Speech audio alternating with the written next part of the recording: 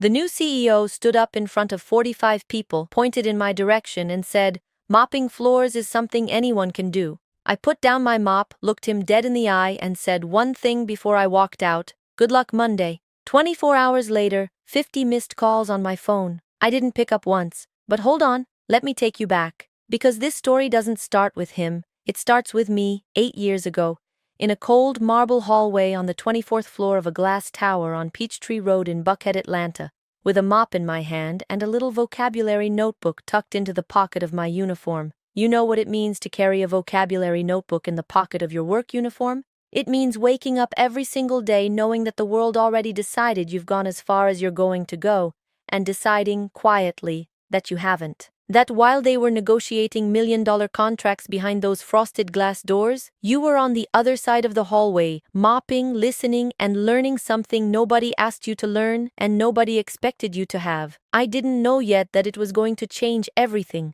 I just knew I liked it.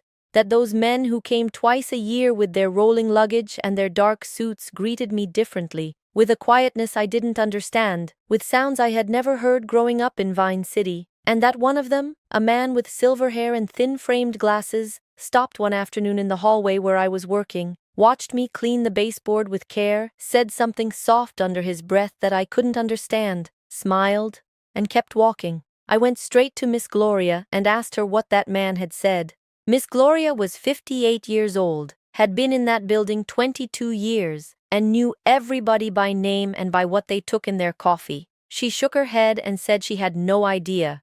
That those were the Chinese businessmen who came every few months to work with the development firm on the 16th floor. That they were polite, different from the others. That this one in particular, Mr. Wei Liang, was the only person in that entire building who consistently greeted the custodial staff by name. That night I went home to my grandmother's house in Vine City, the house I grew up in, the house where my daughter Amara, who was 3 years old at the time, was sleeping in the back bedroom. And I looked up what he had said. It was simple, something like, "You do this with such care." A compliment that not one person in that building had given me in 2 years of work. That's when I started learning Mandarin. Let me tell you who I was before all of this, because you need to know where I came from to understand the size of what happened. My name is Desiree Watkins. I was born and raised on the west side of Atlanta in Vine City, one of those neighborhoods that people in Buckhead drive past on the highway without ever thinking about what's down there. My grandmother, Miss Erlene, raised me after my mama got sick when I was 9. She worked at the laundromat on Donald Lee Hollowell Parkway for 23 years. Never complained once. Woke up before the sun, came home after dark, made sure I had everything I needed and a few things I wanted. She used to say, "Desiree, your hands are for working, but your mind, baby, your mind is for everything else." I didn't understand that when I was young.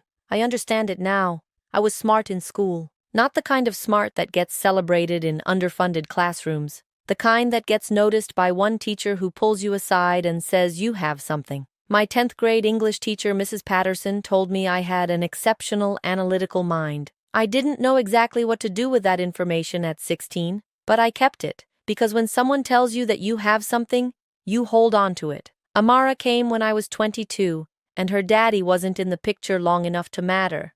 I made my peace with that faster than people expected me to. She was mine, and I was going to give her everything, with or without help. That kind of clarity, the clarity that comes from having no choice but to figure it out, is what kept me standing in the years that followed. I got the job through a staffing agency a neighbor told me about. They placed me with a facility services company that had a contract with the tower on Peachtree Road. The pay was $14.25 an hour, Monday through Friday, 6 in the morning to 2:30 in the afternoon. No overtime pay for the extra 30 minutes they routinely kept us past our shift. No hazard pay for the chemical exposure. But the benefits were listed on paper, and that was something. In the early months, I was invisible in the most complete sense of the word. I moved through the floors with my cart, and the executives kept talking, kept laughing, kept living their lives as if I were a piece of furniture that happened to be mobile. I learned to move slowly so I wouldn't interrupt. I learned to enter and exit without sound. I learned that invisible in their vocabulary didn't mean non-existent. It meant not worth accounting for. There was one VP, a man named Garrett, who left his coffee mug on the edge of his desk in the exact same spot every single morning. Not by accident, but because he knew that when he turned around it would be gone and come back clean. Not once in 2 years did he say thank you. It wasn't conscious rudeness, it was the complete absence of registration. I didn't exist enough to deserve acknowledgement. There was another, a director named Patricia, who would take phone calls in the hallway where I was working, loud calls, personal calls, calls about money and property and weekend plans, without lowering her voice by a single decibel when I passed, as if cleaning someone's space cancelled out your right to have ears. I heard everything, I kept everything, not out of any plan, but because when people treat you like you're not there, the only way to be there is to pay attention. I learned things they never imagined I would learn. I learned who owed favors to whom. I learned which deals were solid and which ones were shaky. I learned that the senior partner came in on Thursdays to review numbers with his team and always left those meetings looking tired in a specific way. The tiredness of a man who expected more and has been expecting more for a long time. I learned about a contractor dispute in Charlotte that nobody put in emails but everybody whispered about in the break room. Information nobody asked me for. Information nobody knew I had, because I was the cleaning lady, and the cleaning lady doesn't count. The only person who greeted me by name every morning was the receptionist, Janelle. She once asked me if I was okay because I'd come in quieter than usual. I was so caught off guard I didn't know what to say. That someone noticed I had a state of being, that I was a person with moods and mornings, startled me in a way that embarrassed me afterward, because it showed me how adjusted I had gotten to not being seen. But invisible hears everything, and it was through hearing everything, over months and then years, that I came to understand that world. The deals that came and went, the partnerships that fell apart quietly, the assistants who knew more than the directors but could never say so, and the men from Zenith Pacific Partners who came twice a year with their leather portfolios and that unhurried, deliberate way about them that I had found intriguing from the beginning. Mr. Wei Liang came back the following quarter. By then I knew how to say good morning in Mandarin. I was mopping the hallway by the elevators when he stepped off, and I said, almost without looking up, Zhao Shanghao. He stopped. He looked at me for about 3 seconds. Then he smiled, a real smile, not a professional one, and answered in the same language, asking where I had learned it. I looked up and told him in English that I'd taught myself, that I liked it. He stood there in that hallway for 5 minutes, asked my name, asked how long I'd been in the building, told me my pronunciation was good, and walked away with a nod that felt like genuine respect. That lit something in me that's hard to explain. It wasn't pride, I already had that. It was recognition. A person with considerably more power than me in that world had stopped to actually see me, and after 2 years of being a ghost in that building, that meant something I didn't have the right word for. In the years that followed, Mr. Wei Liang became someone I knew. Every Zenith Pacific visit he'd find me in the hallway or on the elevator, and we'd exchange a few sentences. He'd teach me new phrases. I'd practice on the train ride home to Vine City, with free audio apps on my phone, with YouTube videos I'd download on the building's Wi-Fi during lunch, with a pocket dictionary I found at a used bookstore on Edgewood Avenue. I progressed slowly, with the stubbornness that Mrs. Patterson had recognized back in 10th grade. Over time, when the Zenith Pacific delegation was in the building, the people on the 16th floor would quietly pull me aside to help clarify something their hired interpreter had gotten wrong, or to ease the tension in a moment that had gone sideways. I'd set down the mop, wash my hands, walk into the conference room, handle it, and walk back to the hallway. Not one extra dollar, not one question about whether I wanted a different role. I was the cleaning lady who spoke Chinese. And that was a curiosity, not a qualification. But I kept learning, because learning was mine. Nobody could take it. 8 years like that. 8 years of clean floors and growing vocabulary. 8 years of strategic invisibility and accumulated knowledge. 8 years during which I watched 4 different directors come and go, watched companies move in and out of floors, watched young women arrive with big plans and leave with their self-confidence hollowed out.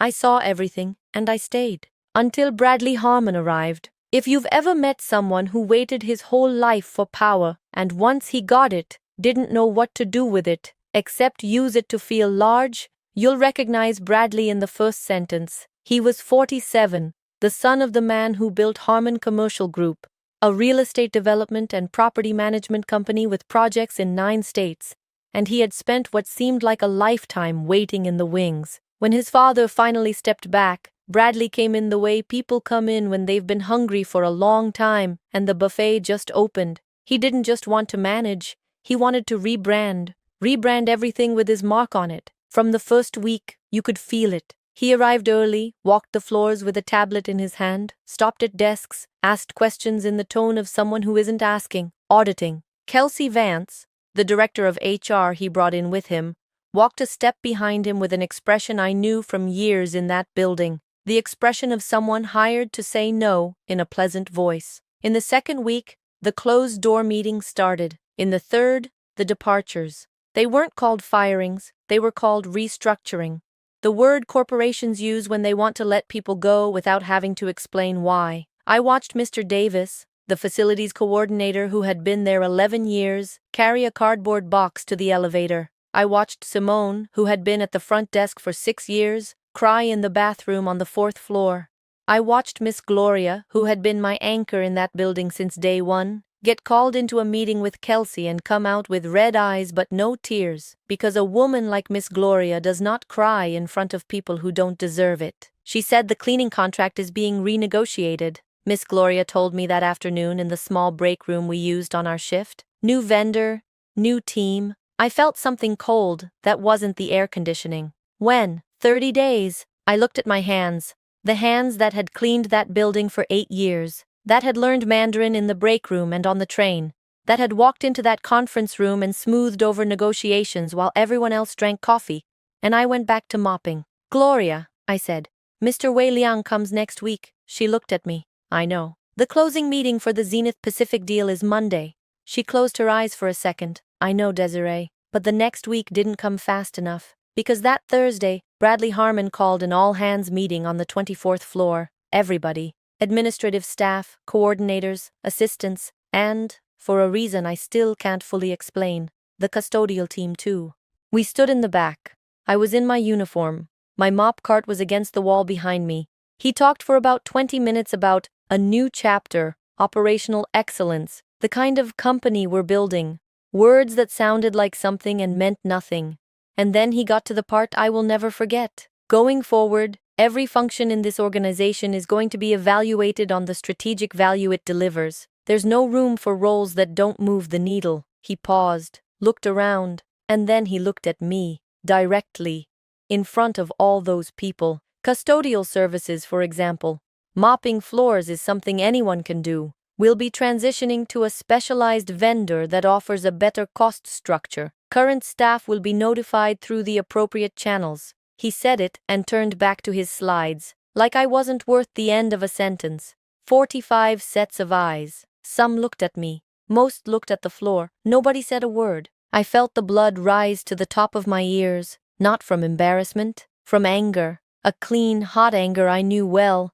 The anger of being erased in front of witnesses, but I didn't say anything yet. I breathed. I let him finish. When the meeting broke, Kelsey Vance came toward me with an envelope and a smile that didn't reach her eyes. Desiree, you'll receive your separation paperwork today. 30 days notice. The company appreciates your service. I took the envelope. I looked at her.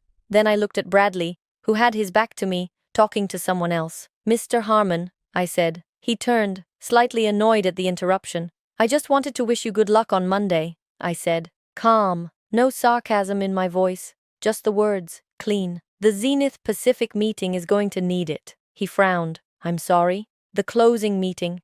With the Chinese delegation. Monday morning. He looked at me the way people look at something that doesn't make sense to them. We have an interpreter. I know, I said. Good luck. I picked up my bag. I walked out. It took about 3 blocks down Peachtree Road before my legs felt like they might give. I sat down on a bench outside a coffee shop, and I stared at the traffic for a while without thinking about anything. Then I thought about everything at once. 8 years. 8 years in that building. I learned the language of those men on my own time, with my own money, with my own energy, and with time stolen from sleep, because many nights Amara was in bed, and I was at the kitchen table with headphones on so I wouldn't wake her. I helped build a relationship of trust that was worth $240 million to that company.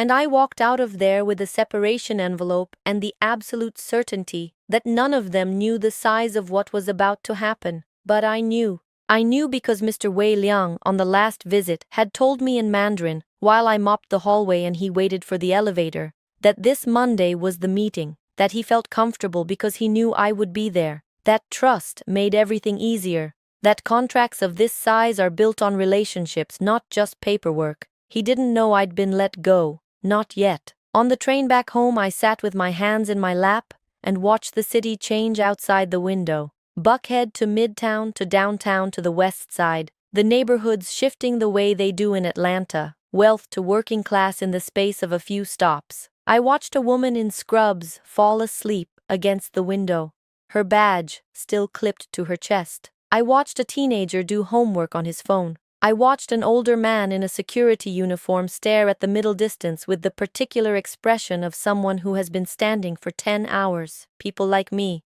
people who show up. People who the city needs and rarely sees. I thought about my grandmother. I thought about Amara, who was going to ask me why I was home early. I thought about the rent that was due in 2 weeks and the one after that.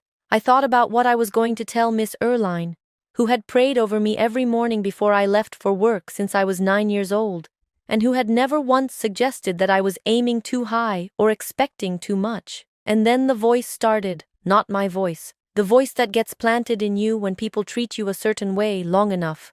The voice that says maybe you read it wrong. Maybe you were too sensitive. Maybe you should have stayed quieter, moved faster, made yourself smaller. Maybe this is what you get for thinking vocabulary notebooks in your uniform pocket made you special. I sat with that voice for 3 subway stops, let it say everything it had to say. Then I thought about Mr. Wei Liang standing in that lobby for 2 minutes, asking for me by name, and something small and hard lit up inside me, not hope yet. Something more like a coal that wasn't quite out. I thought about what my grandmother always said. Desiree, the people who try to put the ceiling on you are always the ones afraid of what you'd do without it. She'd never been in a Buckhead office tower in her life, but she knew. She always knew. That night, I called my friend Renee, who had known me since we were in middle school together, and who now worked as a paralegal at an employment law firm in Midtown. She wasn't going to handle my case herself, but Renee was the person I called when I needed someone to help me think straight, because she had the gift of telling the truth hard without being cruel about it. "They fired you in the most humiliating way possible," she said, after I told her everything, in front of everybody, with that line, "I know. And you think the Monday meeting falls apart without you? I'm almost certain." Almost? They have an interpreter.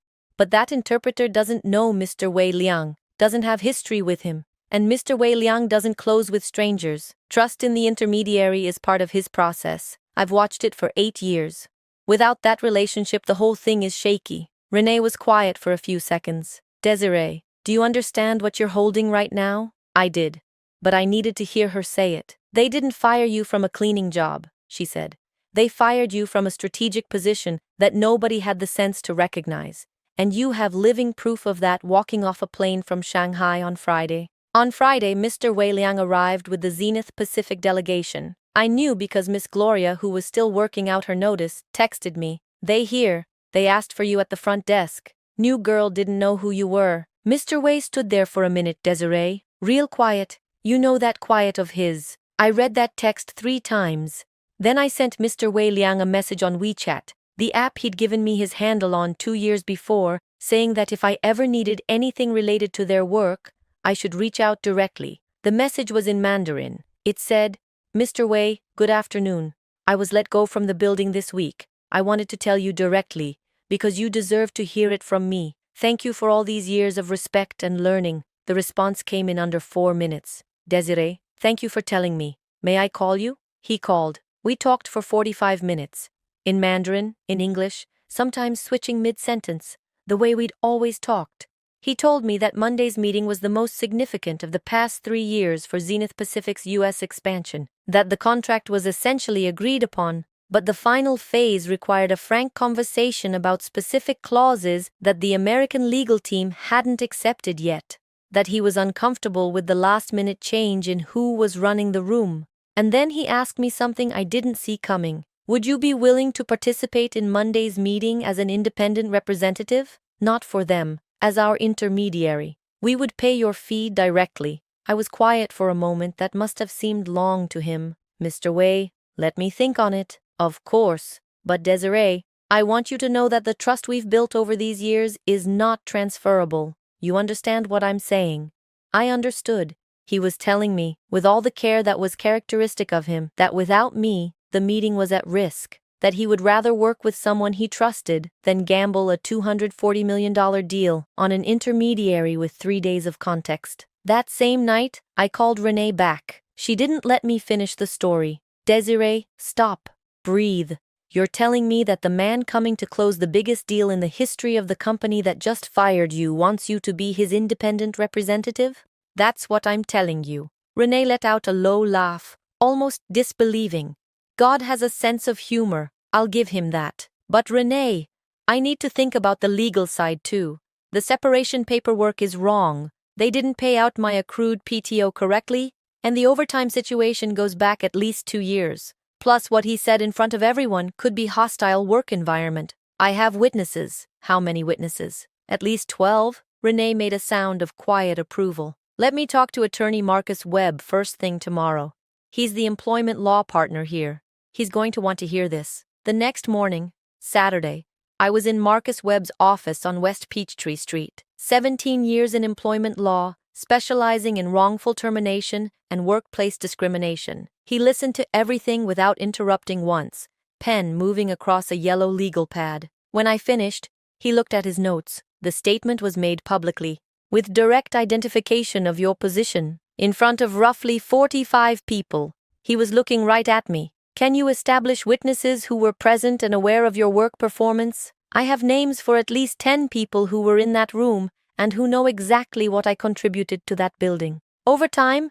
You said 2 years of unpaid hours. Do you have documentation? Some texts from the supervisor asking us to stay late. Some photos of the sign-in sheet. Not everything, but enough to start. He wrote, EEOC complaint is the right first move. What you're describing, a public statement, identifying your role in a demeaning way, in front of colleagues, that's a textbook hostile work environment, aggravated by discriminatory termination. The fact that you can establish a pattern with other terminated custodial workers strengthens the case considerably. He looked up, and there's something else. I want you to think carefully about whether this termination was racially motivated. You are a black woman. The roles being eliminated are disproportionately held by women of color in that building. That matters. I had thought about it.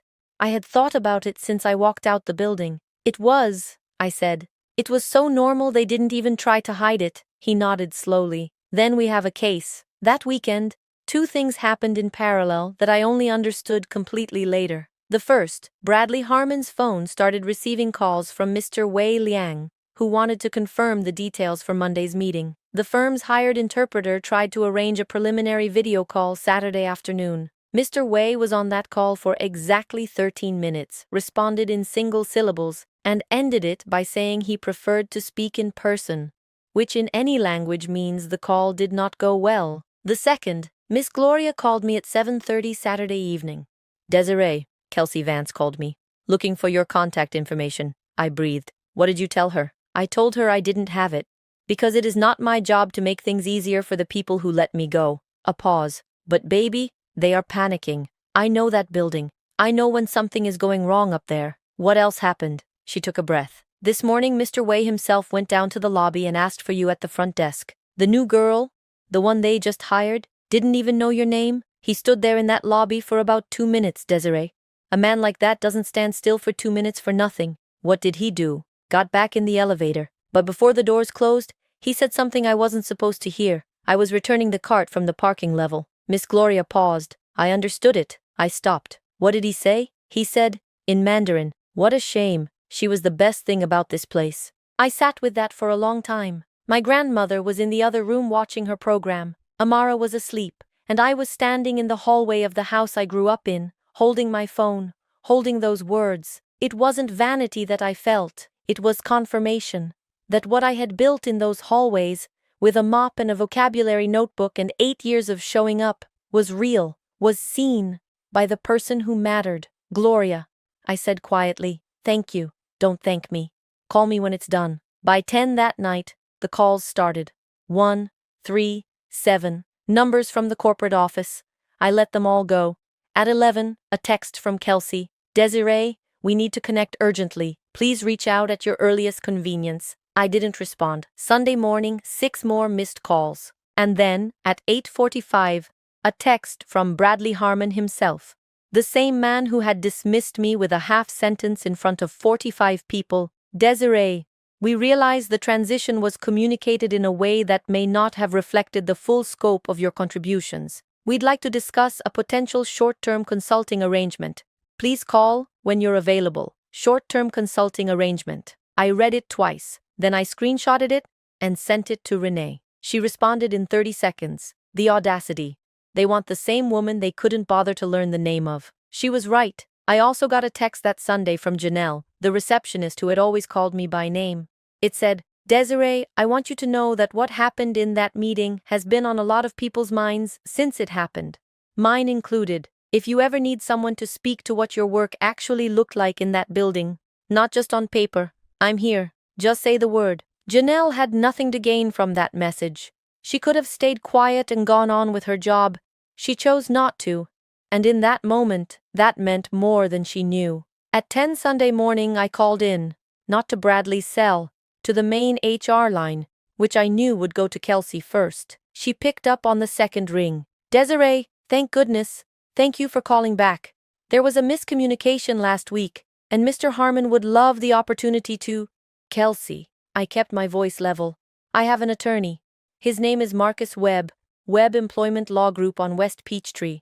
All negotiations go through him from this point forward. Silence. Desiree, we don't have to go that route. What we're offering is genuinely... What are you offering? She hesitated. Mr. Harmon is prepared to bring you back on a temporary basis to assist with... Kelsey, I said it slow, with space between each word. Marcus Webb, West Peachtree. He's expecting your call. A pause. You have a good day now. And I hung up. That same Sunday afternoon, I met up with Miss Gloria and with 2 other women who had been on the cleaning crew. Tamara, who had been let go 8 months before under nearly identical circumstances, and Wanda, who had been terminated 3 months after Tamara, also without cause, also with a public comment about her position being non-essential. All 3 of us had been let go within a 14-month window. All 3 of our replacements had been brought in through Bradley's new vendor. Attorney Webb told me that if we can show a pattern, I said, it makes all of our cases stronger. Discriminatory termination isn't just about one firing. It's about a practice. Miss Gloria looked at me across the table. You went and looked all this up for us? I went for me, but what I found covers all of us. Tamara put her hand flat on the table. Then we go together. We agreed right there. Over sweet tea and chicken wings, like we were planning a cookout. Except we were planning a coordinated EEOC filing. Monday morning I dressed in the only business-appropriate outfit I owned, a burgundy wrap dress my grandmother had given me for my cousin's wedding and said I should wear more often, and drove to the St. Regis Atlanta on West Peachtree Street, where the Zenith Pacific delegation was staying. Mr. Way had told me to find him at breakfast. He was at a corner table by the window with 2 members of the delegation and a pot of tea. When he saw me come in, he stood, greeted me in Mandarin, introduced me to his colleagues, invited me to sit. Will you be in the room today?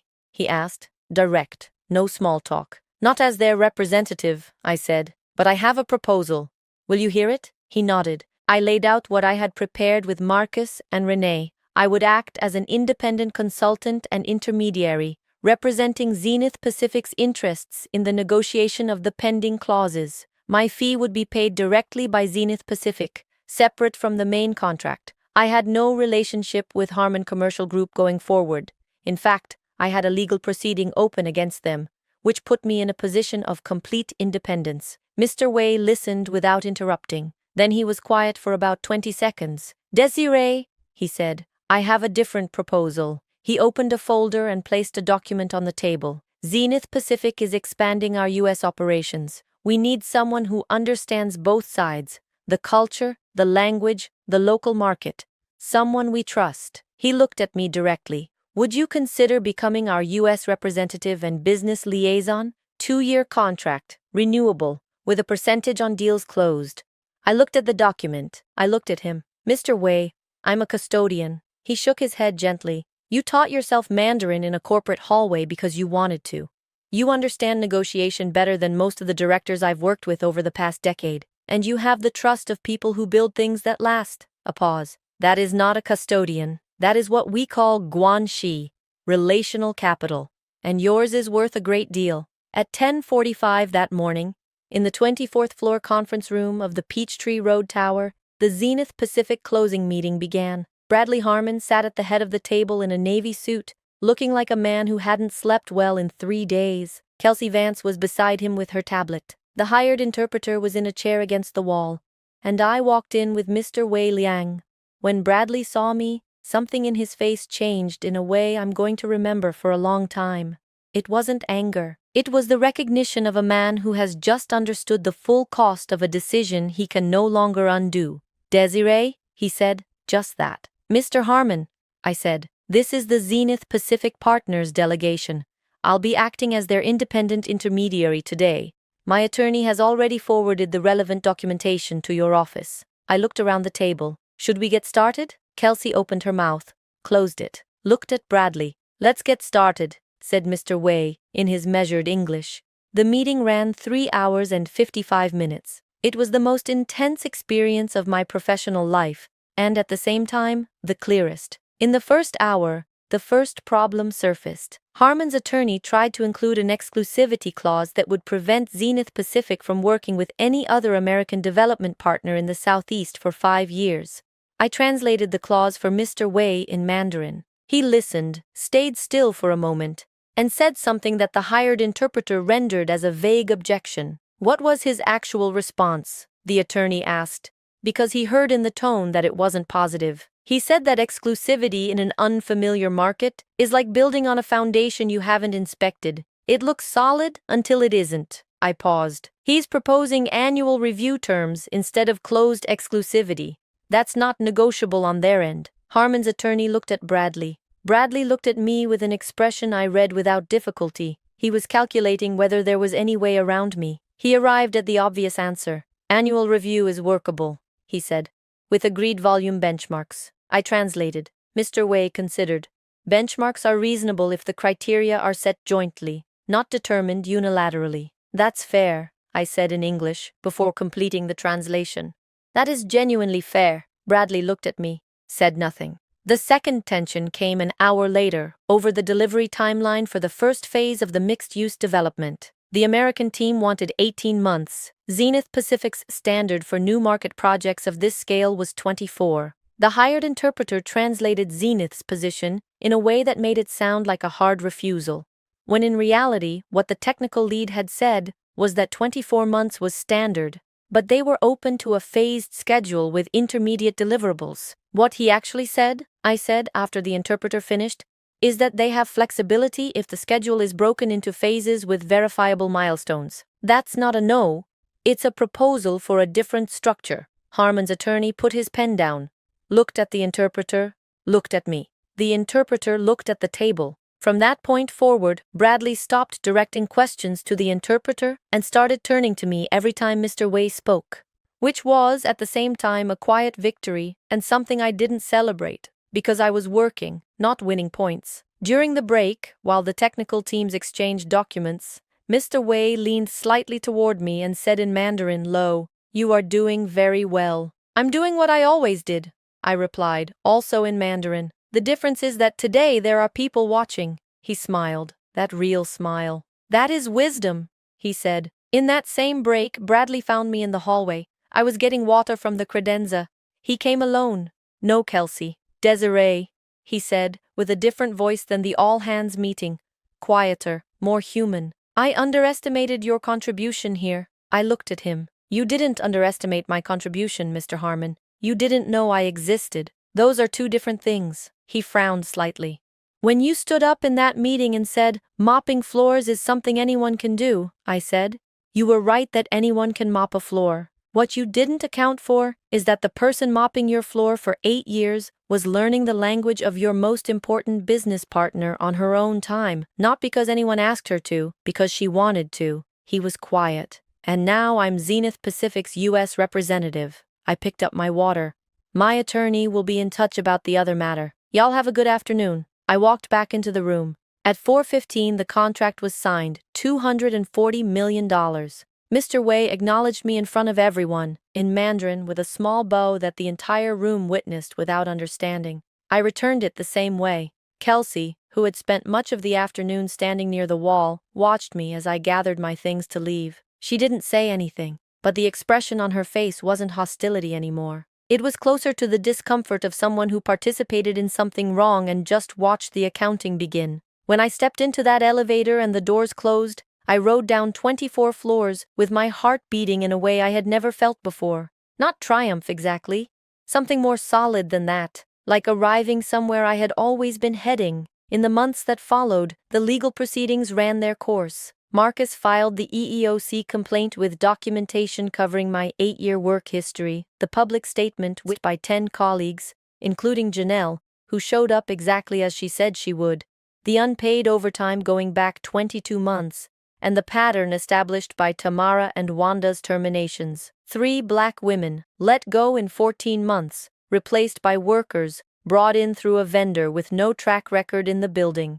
The complaint was accepted for investigation. Harmon's team made 2 moves. The first was a settlement offer through their attorney, $15,000 each, in exchange for signing a non-disclosure agreement. Marcus called to tell me. "What do you think?" he asked. "No," I said. Simple as that. Just no? $15,000 to sign away my right to talk about 8 years of wage theft and a public humiliation in front of 45 people. No. The second move was an attempt to argue that our experiences were unrelated and didn't establish a pattern.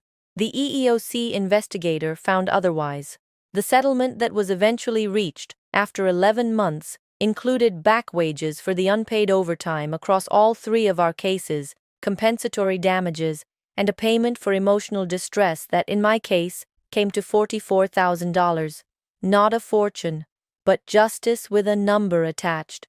And numbers are the only language some people understand. Meanwhile, Watkins and Associates was already open. I had registered the business in the first 30 days after the closing meeting, with Marcus's help to structure the Zenith Pacific agreement correctly. A consulting and commercial intermediary firm, a simple name in a modest office I rented in Midtown Atlanta on West Peachtree, 12 minutes by train from the building where I had spent 8 years in a blue uniform. Mr. Wei Liang was the first client, but not the last, because when you have a reputation for trust in a specific world, people find you. A manufacturing equipment company from Chengdu looking for a U.S. distribution partner, a network of building materials suppliers that needed someone who understood both sides of a negotiation, a Georgia-based developer who wanted to explore investment opportunities in Southeast Asia and didn't know where to start. By the end of the first year, Watkins and Associates had brought in $310,000 in revenue. I had one employee, Tamara, who had come on board and was taking business English classes I paid for. I had a condo in Edgewood, financed, with a back porch that faced a line of oak trees I watched every morning with my coffee in my hand. And I had a new vocabulary notebook in my desk drawer, Korean this time. My grandmother, Miss Erline, came to see the office the month it opened. She walked in slow, took her time looking around, ran her hand along the edge of my desk. Then she sat down in the client chair across from me and looked at me for a long time without saying anything. The kind of long that only grandmothers can hold without it feeling awkward. "Your mama would have loved this," she said finally. I didn't say anything for a moment. "I know, Grandma." "You know what you did, baby?" She leaned forward. "You made yourself somewhere they couldn't follow you. That's the truest thing anyone has ever said to me about it." Amara, who was 9 by the time I opened the office, came with her on that visit. She walked around touching everything, the printer, the nameplate, the little plant I had put on the windowsill. Then she came and stood next to me at my desk and looked at the name on the glass. "Watkins and Associates," she read out loud, slow, like she was tasting it. "That's us," I said. She nodded, very seriously. "I want my name on a door, too." "Then put it there," I said.